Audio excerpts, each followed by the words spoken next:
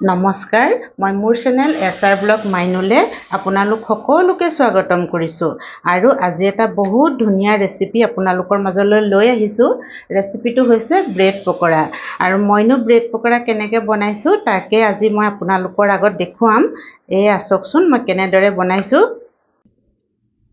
এয়া মই ব্ৰেডখিনি উলিয়াই লৈছোঁ আৰু যিকোনো চেপতে কাটিব পাৰি। মই ট্ৰায়াঙ্গল চেপতে কাটিম, সেইকাৰণে মই এনেকৈ মাজে মাজে ধুনীয়াকৈ কাটি ল'ম। প্ৰথমতে এয়া দেখিছেনে, ধুনীয়া ট্ৰায়াঙ্গল চেপত মোৰ হৈ গ'ল ব্ৰেডখিনি আৰু এইখিনিও মই কাটি লওঁ ট্ৰায়াঙ্গল চেপতে।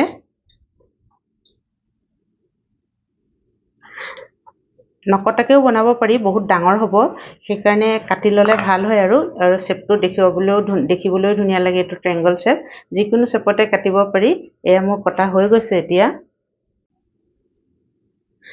এয়া মই বেচন অলপমান ডাঙৰ বাটি এটাতে লৈ লৈছোঁ আৰু ইয়াত মই সোৱাদ অনুসৰি এয়া নিমখ আধা চামুচ মিলাই দিছোঁ আৰু লগতে মই অকণমান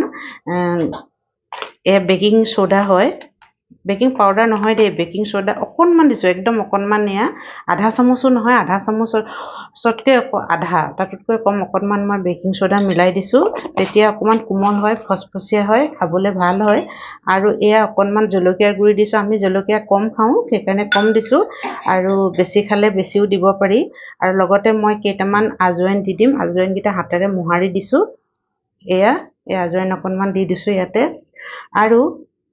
আৰু এটা বস্তু মই ইয়াত মিলাই দিম সোৱাদ বাঢ়িবৰ কাৰণে, সেয়া হৈছে আমাৰ এয়া চাট মছলা। চাট মছলাটো দিলে খাবলৈ বহুতেই সোৱাদ লগা হয়, কাৰণ ইয়াত চব মছলা মিলি থাকে। অকণমান টেঙা লিখাও ভাৱ এটা আহে, সেইকাৰণে এইটো মছলা মিলাই দিলে খাবলৈ বহুতে সোৱাদ লগা হয়। এতিয়া এইখিনি আমি প্ৰথমতে অকণমান মিলাই ল'ম। বেচন নিজৰ মতে ল'ব পাৰি, কিমান বেচন লাগে ব্ৰেডৰ অনুযায়ী। মই ভাবিছোঁ মোৰ এইখিনি বেচনে হৈ যাব, নহ'লে মই আৰু অলপমান লৈ ল'ম বাৰু পিছত। এয়া মই প্ৰথমতে এনেকৈ মিলাই লৈছোঁ ভালকৈ। এতিয়া মই ইয়াত অলপ অলপকৈ পানী দি যাম।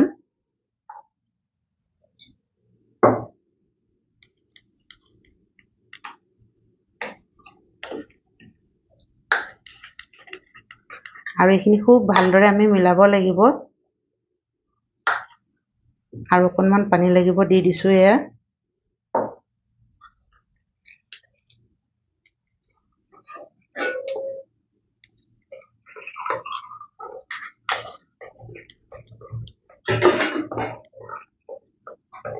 এতিয়াও ডাঠ হৈ আছে, আৰু পাতলা কৰিব লাগিব। আৰু অকণমান পানী মই দি দিওঁ।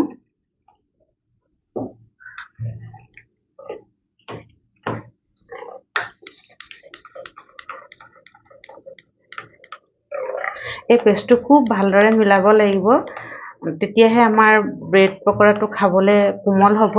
নতুবা গোটা গুটি থাকিলে ভাল নালাগিব। ইয়াত বেচনৰ গোটা থৈ দিলে অকণমান গোটা গুটি আহি যায়, ইয়াতো আছে দেখিছেনে। সেইকাৰণে এনেদৰে খুব ধুনীয়াকৈ 2-3 মিনিটমান মই এনেকৈ মিলাই থাকিম। আৰু অকণমান পানী লাগিব, বেছি ডাঠ হৈছে। এনেদৰে মই 2-3 মিনিটমান মিলাই থাকিম, তেতিয়া বেচনৰ গোটা গুটিবিলাকো ভাং খাই যাব আৰু পেষ্টটো ফ্লপি হৈ যাব। তেতিয়া আমাৰ ব্ৰেড পকৰাকেইটা খাবলৈ বহুত ধুনীয়া লাগিব। এয়া মোৰ হৈ গৈছে। মই ইয়াত এটা বস্তু মিলাবলৈ পাহৰি থাকিলোঁ। এয়া হৈছে আমাৰ, দেখিছেনে, এয়া চাউলৰ গুড়ি হয়। চাউলৰ গুড়ি অকণমান মিলাই দিলে কি হয়, খাবলৈ মানে বহুতে মচমচীয়া হ'ব। সেইকাৰণে মই 2 চামুচ চাউলৰ গুড়ি মিলাই দিছোঁ।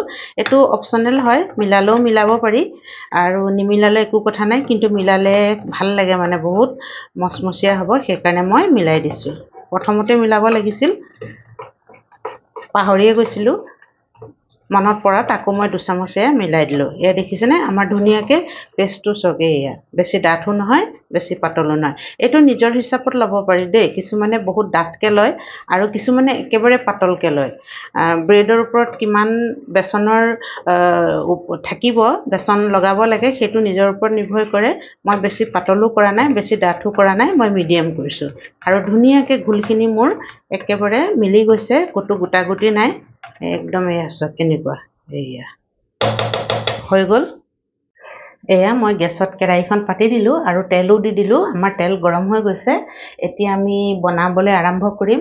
এয়া বেচনৰ ঘোলখিনি দেখিছিলেই নহয়। এতিয়া মই কি কৰিম, এই ব্ৰেড পিচ ইয়াত এনেকৈ লগাই দিম। ধুনীয়াকৈ লগাই লাহেকৈ মই দি দিম। এয়া দেখিলেনে? আকৌ ঠিক তেনেকৈ এই ঘোলত মই এনেকৈ লগাইছোঁ। ধুনীয়াকৈ লগাই এয়া দি দিছোঁ। এয়া আকৌ এনেকৈ মই ধুনীয়াকৈ লগাম।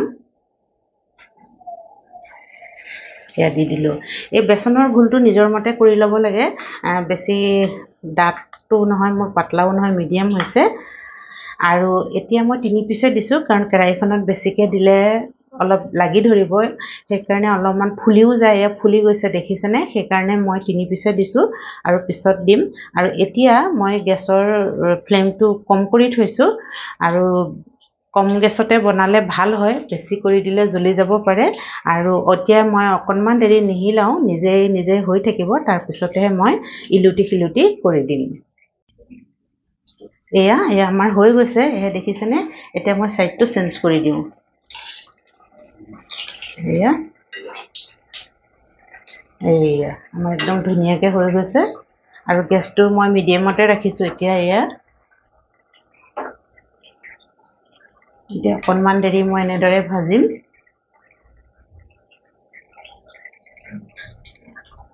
ব্ৰেড পকৰাটো খাবলৈ বহুতে ভাল হয়। মই চাটনিও বনায়ে থৈছোঁ আৰু মচমচীয়া হ'ব চাউলৰ গুড়ি দিয়াৰ কাৰণে। আপোনালোকে বাৰু এনেকৈ বনাই খাইছেনে? চাউলৰ গুড়ি মিলাই দিব লাগে, তেতিয়া খুব ভাল হয়। আৰু চাউলৰ গুড়ি মিলাই যদি খাইছে, খোৱাটোৰ কথা গম পায়েই। যদি খোৱা নাই, এনেদৰে আপোনালোকে খাব পাৰিব।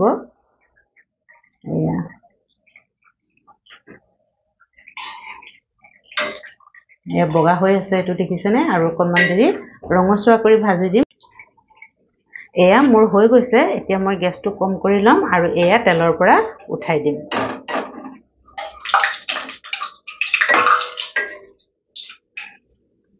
এয়া দেখিছেনে কিমান ধুনীয়া হৈছে?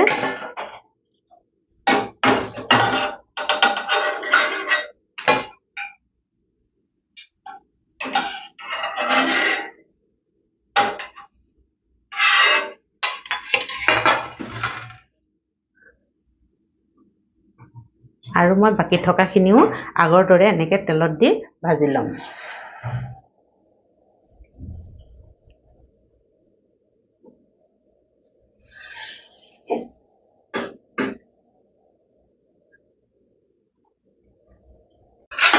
এয়া আমাৰ হৈ গৈছে। মই এইখিনি এতিয়া তেলৰ পৰা উলিয়াই লওঁ। এয়া দেখিছেনে কিমান ধুনীয়া লাগিছে?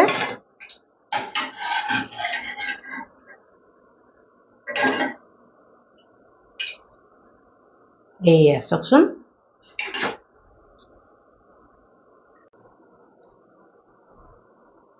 এয়া মোৰ বনাই হৈ গ'ল। মই ধুনীয়াকৈ প্লেটত সজাই দিছোঁ। আৰু ব্ৰেড পকৰাৰ লগত খাবলৈ মই এয়া পদিনাৰ চাটনি বনাই থৈছিলোঁ। এয়া পদিনাৰ চাটনি। আৰু লগতে মই অকণমান টমেটো চচো লৈ লৈছোঁ। পদিনাৰ চাটনিৰ লগতো খাই ভাল লাগে, টমেটো চচৰ লগতো খাই ভাল লাগে। মই 2খন লৈ লৈছোঁ। যিহৰ লগতে ভাল লাগে তাৰ লগতে খাব পাৰিম। আৰু দেখিলে নহয় আপোনালোকে, কিমান কম সময়তে আমি ব্ৰেড পকৰা এনেদৰে হোটেলৰ দৰে বনাই ল'ব পাৰোঁ, নহয়নে বাৰু? ঘৰতে। বাহিৰৰবোৰ খাবলৈও আজিকালি ভয়, যিহে বেমাৰ হৈছে। আৰু ইমান আনহাইজেনিকৰ দৰে বনায় কিছুমান জেগাত। সেইকাৰণে আমি ব্ৰেড এটা বজাৰৰ পৰা আনি আৰু বেচনৰ সৈতে তেল ঘৰত থাকেই, আমি এনেদৰে ধুনীয়াকৈ ঘৰতে বনাই খাব পাৰোঁ, নহয়নে বাৰু? আৰু বেছি সময়ো নালাগে, বেছি বস্তুও নালাগে। আৰু টমেটো চচ থাকেই, চাটনি নবনালেও টমেটো চচৰ সৈতেই এনেদৰে বনাই খাব পাৰি। আৰু মই এনেদৰে বনাই খাওঁ, আমাৰ বহুতেই ভাল লাগে খাই। আপোনালোকে বনাই খায়নে বাৰু? যদি খাইছে, খোৱাটোৰ কথা গম পায়েই। যদি নাই খোৱা, এনেদৰে আপোনালোকেও বনাই খাব পাৰিব।